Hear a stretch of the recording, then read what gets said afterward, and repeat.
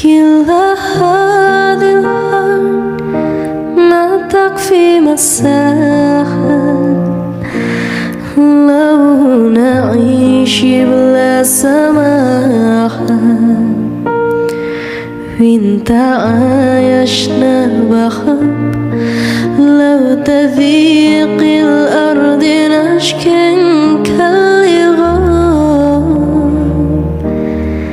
كلا هذه الأرض ما تكفي مساحة لو نعيش بلا سماحة وانت عايشنا بحب لو تذيق الأرض نشكا كالغاب التحيات وبسلام أنشروا أهل الكلام سينود يهدران محبة وابتسام أنشروا بين الأنام هذا هو دين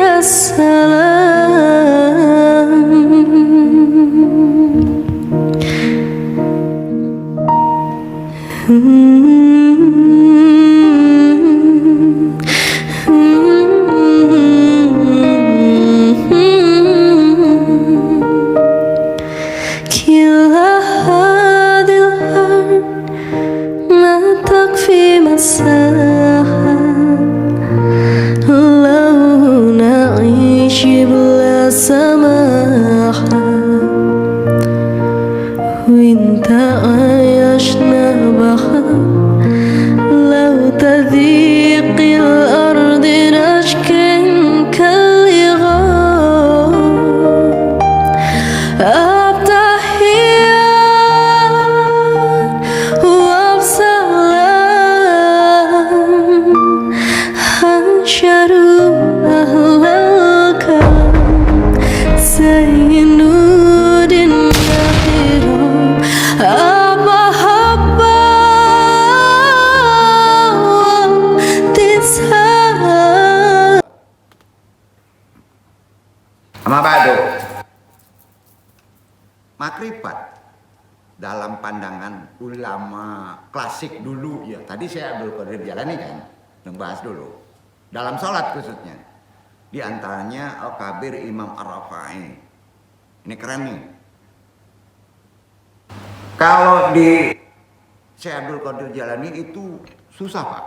Dia harus sufi, harus juhud. Tapi Imam Ar-Rafa'i ini termasuk ulama yang ada toleransi. Bukan menggampangkan ya. Nah, kita bahas. Guna pencapaian spiritual tertinggi yang menjadikan seorang benar-benar mengenal Allah, dia membuat karya. Imam Kabir Ar-Rafa'i atau Al-Kabir, Syekh Al-Kabir Ar-Rafa'i. Salah satu karya kitabnya adalah Halatu Ahlul Hakikatu Ma'allah Ta'ala. Juz 1, silakan baca, cari bukunya, Juz 1 halaman 11. Imam Ar-Rafa'i merumuskan ada 5 jalan yang harus ditempuh seorang untuk meraih derajat makrifat dalam sholat. Syekh Abdul Qadir hanya 2. Ada 5. 5 jalan tersebut tidak hanya menjadi panduan praktis tetapi juga refleksi yang mendalam tentang bagaimana seorang hamba menjalin hubungan yang tulus dengan penuh cinta dengan Sang Pencipta Al-Khaliq. Lebih ke bawah, tidak ke Dzatiyah. Kalau Syekh Abdul Qadir Jalani langsung Allah. Kalau ini lebih ke pembahasan sifat, ke Al-Khaliq. Sang Pencipta itu Allah. Sifatnya pencipta, Al-Khaliq. Itu pertama kali kenal Allah. Penjelasannya adalah sebagai berikut. Bismillahirrahmanirrahim. Semoga Imam Ar-Rafa'i dimuliakan Allah. Walaha kam satu toriko. Awaluhu satu. Al kasyatu fisyiri wal alaniyati. Itu pertama. Wal taniyatu kedua. Alin kiyadullahu fil ubudiyati. Itu kedua. Ketiga, wal talitatu alin kita au ilaihi bil kuliyati. Keempat, wal rabi'atu al ikhlasu lahu bil qauli wal fa'li wan niyati. Itu keempat. Yang kelima, wal khamsyatu al murakabatu fi kulli khattaratin walazzatin. Nah, itu yang kelima, ya kan? Ada 5 jalan. Nah, apa sih dong? Andung sarankan belajar pelan-pelan bahasa Arab, tapi menurut Quran, bahasa Qurannya beda tuh, ya. Artinya makrifat itu memiliki 5 jalan. Walaha kamsatu toriko. Makrifat itu memiliki 5 jalan. Pertama, ya, al-kasyatu fisyiri wal alaniyati. Pertama, takut kepada Allah baik di saat sepi maupun ramai. Antum baru bisa sholat itu benar. Waktu ramai tetap takut Allah. Waktu sepi, main judi pak, mabok dia, seolah mulia. Kacau sholat itu. Percayalah kacau tuh. Ramai sendirian tetap takut sama Allah. Nah, gitu. Yang kedua, ya, tunduk kepada Allah dalam penghambaan. Tunduknya ke Allah pak. Ya, bukan ke kantor lurah pak, karena ada kebutuhan, bukan begitu. Ya, yang ketiga, memutus hubungan dengan manusia, fokusnya kepada Allah secara totalitas. Apapun juga kalau melalui manusia itu tetap dari Allah. Ya, itu maksudnya. Yang keempat, ikhlas karena Allah, baik secara ucapan, perbuatan maupun niat. Ikhlas sulit dijabarkan pak. Arti kata nggak ada yang disebut dagang, nggak ada. Ikhlas itu nggak ada dagang pak, bebas dari transaksi, gitu aja. Kelima, selalu muraqabah di setiap lintasan hati dan setiap saat per detik. Muraqabah itu merenung, tadabur. Ya. Jadi kalau kita bahas lebih dalam, pertama takut kepada Allah, baik di saat sepi maupun ramai. Takut kepada Allah disebut khauf. Apa namanya? Khauf, ya, adalah langkah pertama yang harus ditanamkan di dalam hati. Bukan takut yang didasarkan rasa gentar, bukan, tetapi rasa hormat yang mendalam terhadap kebesaran Allah. Jadi takut di sini, rasa hormat yang paling tinggi kepada Allah itu termasuk takut, ya. Nah, maka timbul rasa hormat. Nah, rasa takut ini harus hadir baik waktu sholat.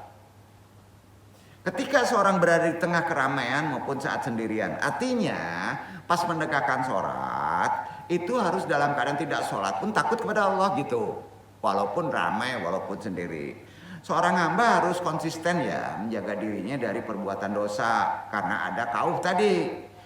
Merasa diawasi oleh Allah, ihsan. Sehingga perilakunya selalu sejalan dengan ajarannya. Itu yang pertama. Yang disebut apa sih takut kepada Allah itu? Khauf. Nah, khauf itu ada kaitan dengan takwa. Ya. Yang kedua, tunduk kepada Allah. Inqiyad fil ubudiyah. Khususnya dalam kita menghamba. Langkah kedua ini tunduk dalam penghambaan. Ini menuntut seorang untuk menyerahkan seluruh hidupnya kepada Allah. Itu dulu. Dibalik pak, bukan ikhtiar dulu baru tawakal, tapi tawakal dulu. Saya serahkan, saya berikhtiar kepadamu ya Allah. Beda pak. Itu tawakal, la haula wala quwata illa billah, baru ikhtiar. Itu lebih enak pak. Allah berarti kalau nggak dapat Allah nggak ngizinin. Ikhtiar dulu deh.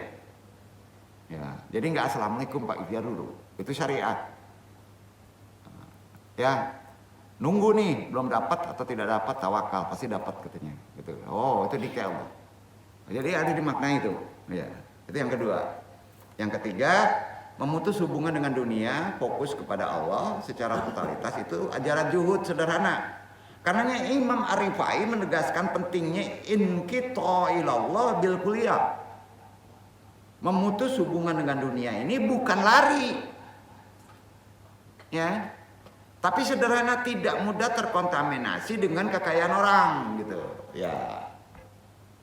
Ini bukan berarti meninggalkan kehidupan duniawi ya. Yang keempat, ikhlas, karena Allah berat nih.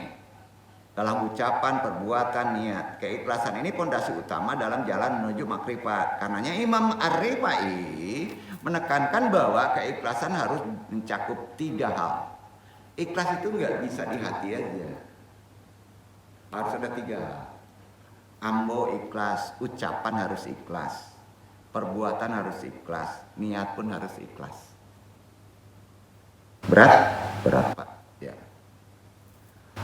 Jadi mencakup 3 hal. Apa yang diucapkan, apa yang dilakukan, apa yang diniatkan sepenuhnya hanya Allah. Itu ikhlas. Bukan karena saya, bukan karena tetangga, ya, bukan karena pintar, bukan. Dan tidak ada mencari pujian, sudah tidak ikhlas tuh. Itu mainan setan tuh.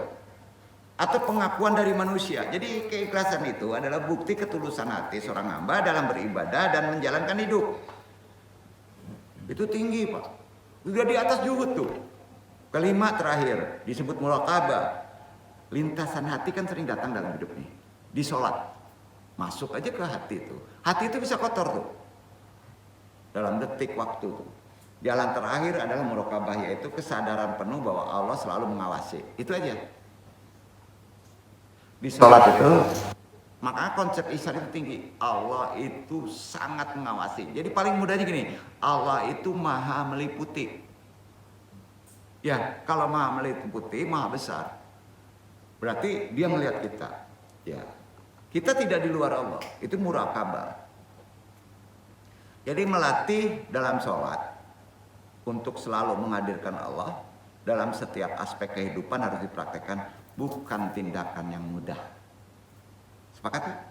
Tidak mudah. Itu perlu pemahaman, perlu latihan berulang, perlu kesabaran, perlu kebersihan hati, perlu kolbu yang betul-betul sungguh-sungguh, arti kata bersih. Ya. Jadi di sini emang agak berat ya. Itulah yang perlu Anung sampaikan secara lebih jelas dari hal-hal yang tadi. Itu semua akan bisa menghilangkan hijab kita, ya. Karena dalam sholat itu sering kita terhijab. Kan tadi disebut ada 4 ya, ada. Untuk Ar-Rifai hijab itu ada 4 waktu sholat, ya. Memiliki pemahaman yang harus didalami. Pertama, hadirnya kolbu akan menghilangkan hijab yang menghalangi kolbu dari menyaksikan Allah. Yang kedua, penyaksian akal akan menghilangkan cercaan protes terhadap ketentuan-ketentuan Allah. Kalau main di akal, itu menghilangkan jidal. Ya.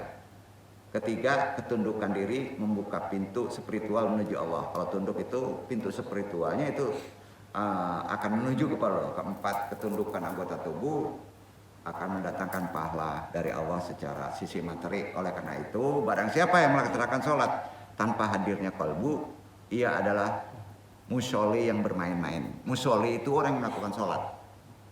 Musolli itu, kalau disebut musolli, itu orang yang melakukan sholat. Kalau nggak hadir kalbu antum, dia dianggap sholatnya bermain-main saja. Barang siapa yang melaksanakan sholat tanpa menyaksikan akal, ya, tidak disatukan jadi jemaah atau diimamkan dengan fuad, nah, maka ia adalah musolli yang lalai. Ya. Barang siapa yang melaksanakan sholat tanpa ketundukan diri, maka ia adalah musolli yang keliru. Sholat itu harus dijelas fikihnya, ya, jangan keliru. Barang siapa yang melaksanakan sholat tanpa ketundukan anggota tubuh, maka dia adalah musolli yang tidak beradab. Allahu Akbar. Kayak gitu Pak. Jadi ini penting, jangan jadi musolli seperti itu. Ya. Jadi semua lengkap. Jadi barang siapa yang melaksanakan sholat dengan memenuhi keempat tadi, maka ia adalah musolli yang sempurna dan Allah pasti menyaksikan dan kamu pun akan menyaksikan. Berat Pak. Berat Pak. Karena itu dalam rangka mewujudkan sholat yang sampai titik berasakan Allah, menyaksikan Allah, disebut khusyuk tertinggi. Syekh Nawawi mengutip dari Iman Al-Ghazali dalam kitab Ihya Ulumuddin menyebutkan beberapa hal yang harus dihadirkan dalam setiap sholat. Baik di bagian syarat dan rukun-rukunnya adalah sebagai berikut. لسه في الأيام بقية، لسه في الأحلام كمان، هي أخسر مش قضية، بس أسلم استحالة. الحياة رايحة وجاية، يعني مش مستعصباني، حتى لو هزعل شوية بكرة تضحك ليا تاني. كل حاجة ضيعة راجعة، كل جرح وليه نهاية، النهاردة نبكي دمعة، بكرة نفرح، دي الحكاية.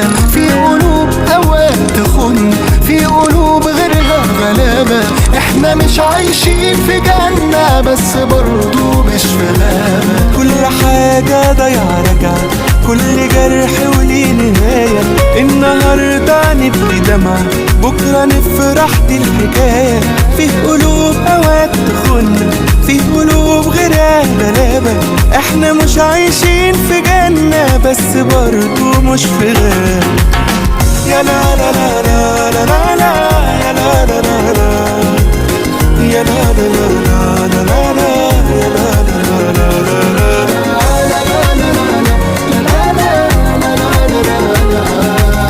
يا لا لا لا لا لا. حابب المكتوب وراضي، كل واحد خد نصيبه، واللي راح من ايدي عادي هيقابلني في يوم واجيبه. سهل حرك اي ساكن، خطوة وسباق وعدي، دنيا وتحددني لكن ايوه انا قبلت التحدي. كل حاجة ضيعة راجعة، كل جرح وليه نهاية، النهاردة نبكي دمعة، بكرة نفرح، دي الحكاية. في قلوب اوقات تخن، في قلوب غيرها غلابة، احنا مش عايشين في جنة بس برضو مش في غابة. كل حاجة ضيعة راجعة، كل جرح وليه نهاية، النهاردة نبكي دمعة، بكرة نفرح، دي الحكاية. في قلوب اوقات تخن، في قلوب غيرها غلابة، احنا مش عايشين في جنة بس برضو مش في غابة. يا لا لا لا لا لا لا لا، يا لا لا لا لا، يا لا لا لا لا لا لا، يا لا لا لا لا لا.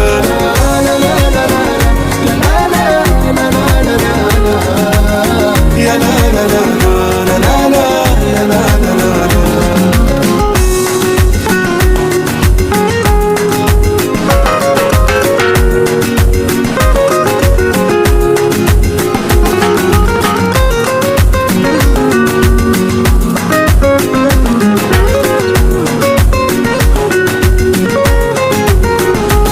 كل حاجة ضيعة راجعة، كل جرح وليه نهاية، النهاردة نبكي دمعة، بكرة نفرح، دي الحكاية. في قلوب أوقات تخن، في قلوب غيرها غلابة، احنا مش عايشين في جنة بس برضو مش في غابة.